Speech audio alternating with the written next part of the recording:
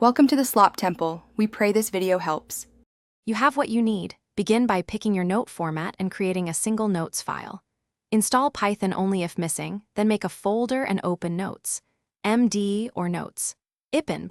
Write a short header with the topic, then paste one working example, a function and its input/output. Explain in one sentence why it works. Once done, save and run the example to confirm behavior. This immediate feedback anchors understanding and prevents wasted effort later.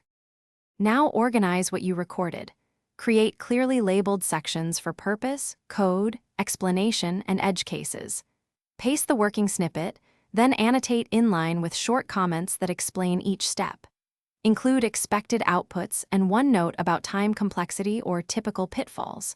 Once this structure is in place, add a tiny example variation to test a boundary case and note the result. Make sure to tag keywords so you can search later. Finish by writing a concise takeaway line at the top. This is your quick recall.